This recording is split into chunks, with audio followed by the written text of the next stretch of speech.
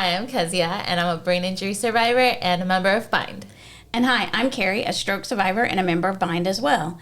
And today we are welcoming our Executive Director, Brian White, to give us a little recap of how 2022 went and what to look forward to for Bind in the future. Brian is a licensed counselor, and most importantly, he is also a doggy daddy. We all know we love our puppies in this Bind, our four-legged fur friends, not just puppies, but we're going to mention it. So, there you go. Well, Brian, welcome to our episode of Bindwaves. Bindwaves, the official podcast of the Brain Injury Network of Dallas. I'm Brian White, Bind's Executive Director.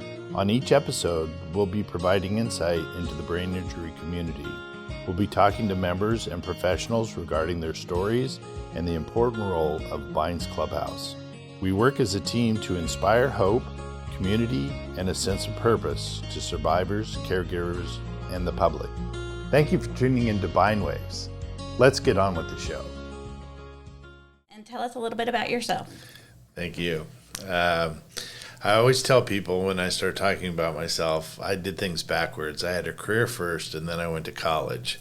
So I started in the IT field when I was 19 years old and had almost 25 years in the field of computers before I decided that I needed a college education, and I changed my life completely. So started college at 40, and over the next 10 years I got 3 degrees and became a counselor, and specifically was a counselor in neuro rehab.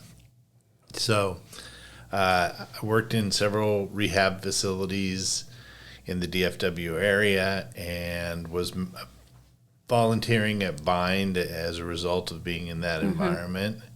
And, Valerie had asked me to be on the board of directors, I guess, 5 years ago now, maybe. And so I was on the board of directors and then became the president of the board. And my first act was to receive her resignation letter. So Yikes. I decided at that point to, throw my name in the hat for the executive director position. So. And we're glad you did. Thank you. Yeah. Yeah, I think that this past year is actually great for you to have you here as our guest because you've seen all perspectives as a volunteer, board of directors, and then president of the board of directors, and now you're here as the director. So thank you. So how did you really, what do you think was your goals for this year? I mean, like I said, you've held a lot of different positions. So how did it go this year for you? Well, one of my goals when I first took the job, I told my wife, I said, I just don't want to drive Bind into the ditch. Valerie had big shoes to fill, and I just wanted to make sure that I kept the momentum going for the organization. And I think we've done that. I think we've done a lot of kind of taking a lot of the momentum that she had started. The Fort Worth facility was really all but up and running when she left and I took over, and it opened under my watch, but she had done all the prep work. So we got that going. The podcast we started was one in the Giving Day previous year. So a lot of the things we did this year were kind of rollover and had momentum from Valerie. Yeah. When I got started, really getting into the administration of the organization, the operations of how things were running and everything, we've made a lot of changes. We backed away from the system of record that we were using and implemented a new system of record. Again, my IT background kind of coming into play, but by doing that, we eliminated 6 other systems that we were paying for. So we've consolidated some of the technology. We've obviously expanded and watched Fort Worth grow pretty rapidly as far as a new clubhouse goes there. And we're currently looking at permanent locations for that facility. We've just done a lot of things that I think has changed the direction in a positive way and built on the momentum that was already going. So. Yeah, and I know right now you're talking about the momentum and how you kept things growing, and it does feel like a lot of differences have been happening. But like you said, it's just been really continuing the momentum and making things happen. So thank you for that. What do you think was the biggest challenge on you though? The biggest challenge on you for a clubhouse to continue growing? Wow, It's an interesting question. Again, I think it kind of relates to everybody was very familiar with Valerie. And so I felt like a lot of comparison in the beginning about, oh, well, Valerie wouldn't have done that, or Valerie did it this way, or, even when I went to present to our funders, one of them, the first question out of their mouth was not like, how's the health of the organization, or what are you going to do with the money we're going to give you? It's, where's Valerie? Oh, wow. And, it kind of took me by surprise, So I think, kind of, if I will say, kind of growing up in that shadow probably has been one of the biggest challenges, Yeah. I can see that. Yeah. I can see it too, but thank you. Yeah. It's been very different for sure, but like I said, it's been like a very different perspectives, and like seeing the clubhouses grow and seeing Fort Worth grow too, and like the vision that you have for the future is super exciting. So really thank you for that. Yeah, no, I agree. Like, I can see where that would be a challenge because, I'll admit, I've been here since day one. I was like, when she first put in her resignation, I was like, I sure hope they get somebody that understands our values and our goals and what the purpose of the clubhouse is. And when I saw your name in the hat, I was like, whew, okay, we're going to be okay. We're going to be okay. Kind of think about it this way. Somebody has their own business and they're successful at their business, and then they just hand you the keys and say, here you go, run my business, Yeah, a little scary. Yeah. But so speaking of that, so I know we've had some big accomplishments this year, not just opening the Fort Worth Clubhouse, which is huge and so super exciting, but maybe mention some of the other big accomplishments. I've got a list here for you if you skip one that I think you should mention. So, I still play the same role, whether it's Valerie or you. Well, some of the things that come to mind is we expanded our awards, our recognition awards for the gala this year. We added 3 new awards for the Patricia Andrews Award, the Founders Award, and the Corporate Partners Award. So to me, that was a very exciting endeavor because it really expands our perspective on the people that are supporting us in a lot of different ways, and it recognizes the members specifically as well. So that's one thing. Again, changing system of record. Basically, the system that we had when we came in, it wasn't even working any longer, and we couldn't get any kind of support for it. So, it was a big endeavor. It actually, cost money to change all those things over and stuff like that. So working with the board on that is a pretty significant accomplishment. What else? Well, I know North Texas Giving Day was a pretty big day this year for us. North Texas Giving Day was a very big year this year. We definitely set records this year. Our largest year previous was, I think, 2017, and we broke that record by 50%. So that, no small part to a very significant angel donor, anonymous angel donor that gave us a big chunk of money. So, well, whoever you are, thank you. Yeah. Thank I you. hope the angel donor follows us on all of our social medias. Yeah. Yeah, that's awesome. I know also towards the end of the year, we also got, and I may say it wrong, but the Baylor Institute of Rehab Achievement Award. It's they call it their Impact Award. Okay. And we had been the recipient, I think 6 or 7 years ago. I'm not sure how long ago it was.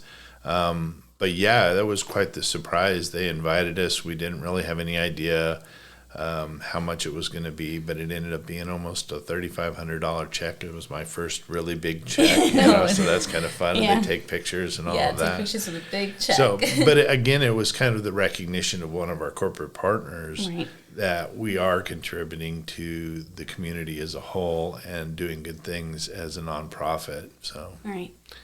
And we hopefully will continue to expand our relationship with Baylor. Currently Frisco and Fort Worth are our corporate partners, and we're really working hard to get the other locations involved as well. So that's another thing is we've added several new corporate partners this year. We added HEB, which is a really big thing for us, and we're hopeful to continue to grow that relationship into next year. And we've lost a few along the way as well. There was a company called Frisco LPC that used to donate quite a bit of money. Well, I wonder what happened to that guy. Inquiring minds.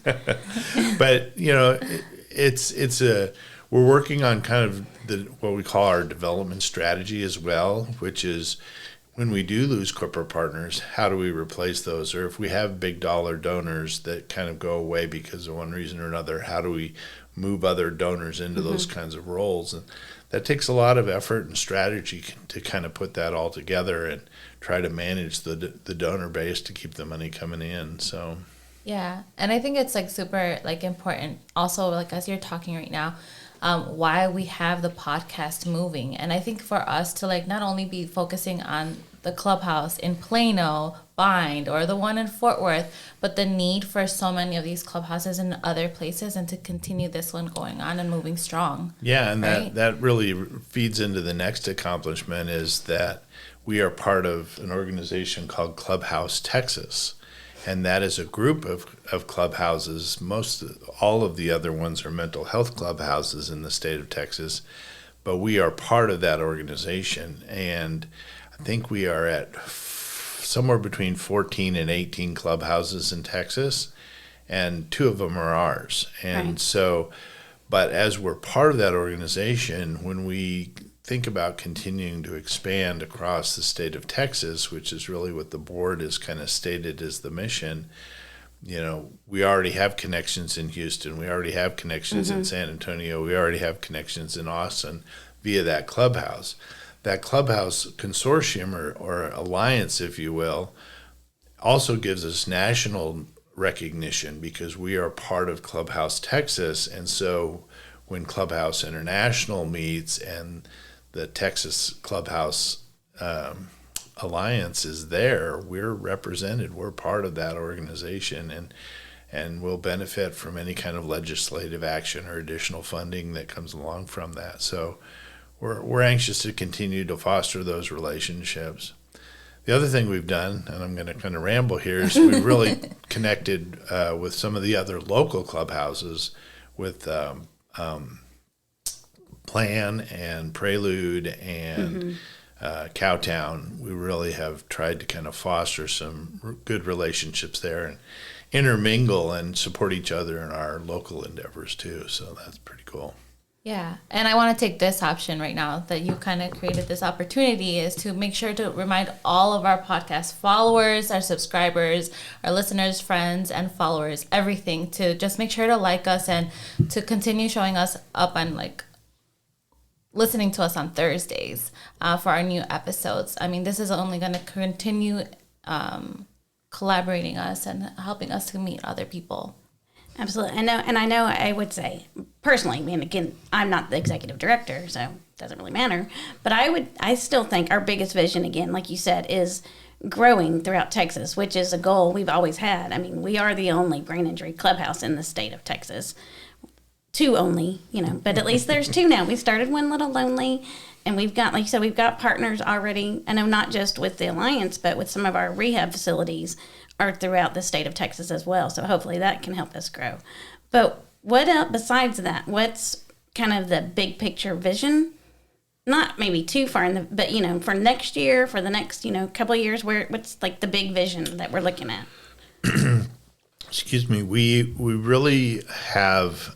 We've actually applied for some funding that is going to specifically be targeted at blueprinting what we're doing with Fort Worth, so that we have a roadmap moving forward to say, okay, Houston, this is what we're going to do. We're going to recreate what we did in Fort Worth, and here's kind of the playbook, if you will. So we're not reinventing all of those strategies and processes every time.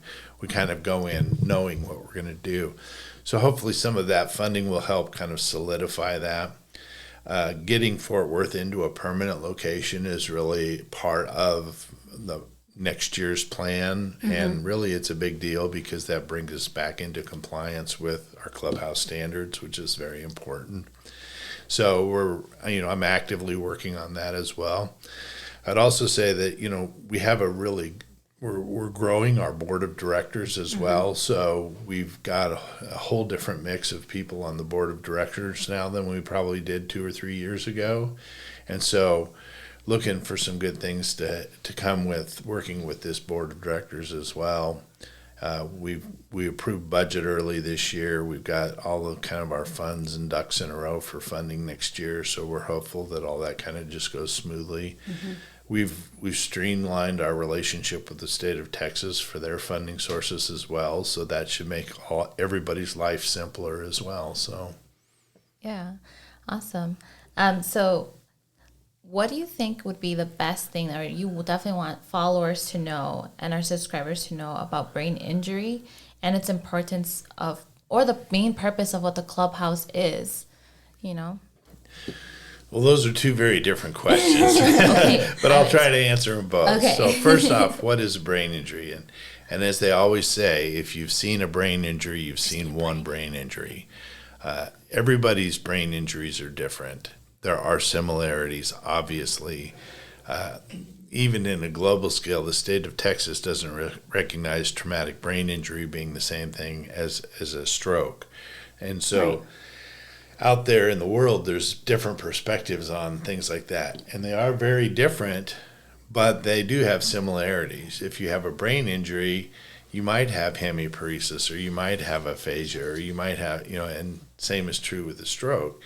So every brain injury is different. And I've really, I was a counselor professionally for 10 years in the neuro rehab world, and I really can't, I just loved when I stopped doing that to start my private practice.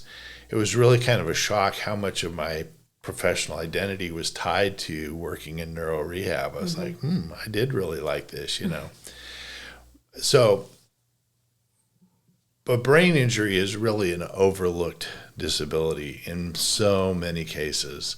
And why I'm so excited about bindwaves is because I think it's a mechanism to just, even if it's just a trickle, we're getting the information out there, and that trickle can always grow into a river, so that's really, I just hope to continue to see that grow. And I've forgotten now what the second question was. Relating it back to how the clubhouse benefits the brain injured survivors. Yeah, so what I always explain to people is that the clubhouse is a self-sustaining model. It's like perpetual motion. The members, the people that are supposed to be benefiting from this, are the ones that are actually running the clubhouse, and they're engaged in every aspect of that. And by doing that, they actually bring in more members.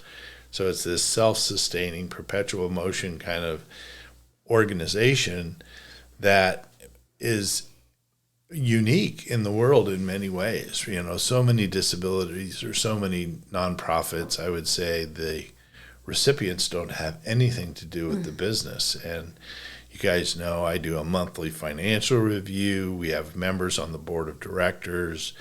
You guys are involved in every aspect of the daily operation of both of our clubhouses. And it's one of the reasons Fort Worth is so excited to get into their own clubhouse so that they can kind of nest a little bit and make it their own. Where we're at now, get it out every day, put it away every day. Yeah. So, but having that permanent location is really important, and I can see why it's part of our standards. So what Bind does, and I really have developed this brand promise over this year, is Bind delivers community hope and purpose. The work obviously has to be meaningful for people, or they're not going to be part of it. And that is what I think brings people to Bind, is they see the purpose of being here. It gives them a reason to get up in the morning. Yes. And that gives us hope for the future, because by being here, you're like, okay, I have a life after brain injury, right? Right. And then that leads to really building the community, not just within the clubhouse, but also out in the world as we go out and do outreach, or we do our social events, or whatever it is. Those three legs of the triangle, hope, community, and purpose, really work interdependently to make the clubhouse what it is. Yeah. Thank you. I think we missed one question, though, about the podcast. How much are you liking it? How good has it been? What do you like? How has our work been? Well, I may be one of the few people who've actually watched every episode. So Probably the four of us sitting here. yeah, in here. I love it. I was so excited when you guys wanted to continue. But as we know, we've had some challenges with, just getting other members involved and continuing to grow it. It takes a lot of energy and momentum, And I kind of saw that earlier on than maybe Right. people are recognizing it now as a challenge. But I'm stoked. I mean, I always talk about yoga with Adrienne is kind of the prime example of like YouTube vlogger kind of thing that she started, and the first 3 years she had like 0 followers for 3 years, but wow. she just kept doing it.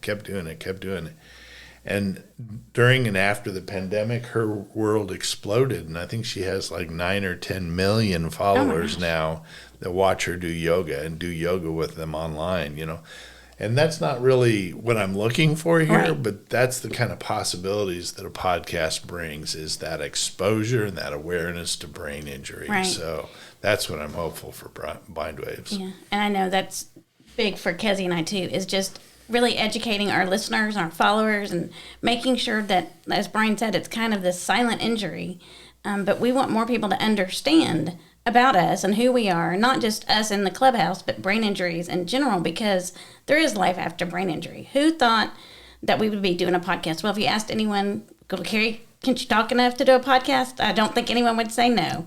But with that, we'd like to thank you, Brian, very much for being our guest today and joining us and just kind of filling us in on how good we're doing and how much better we're going to get. Well, thank you. And I think it'd be a great idea to do these reviews annually, to kind Absolutely. of recapture what we've done and how we've grown and where we're going. So Agreed. Yeah, I think that would be great, which is like a little preview. We will be going on to 2023, Yeah. in case anyone was wondering. But yes, thank you so much for letting us know about all of this and continues to giving us information and opportunities, great opportunities for the clubhouses basically everywhere in Texas. Yep. And remember, if you have any information you want to share with us or feedback or something you're looking to hear, you can email us at bindwaves@thebind.org. We're always willing to take your suggestions. And don't forget to like, share, subscribe, and also hit notify on the YouTube channel while listening to Bindwaves. You can follow us on all of your favorite platforms. So until next time. Until next time. We hope you've enjoyed listening to Bind Waves and continue to support Bind and our nonprofit mission. We support brain injury survivors as they reconnect into the life, the community, and their workplace. And we couldn't do that without great listeners like you. We appreciate each and every one of you. Continue watching. Until next time. Until next time.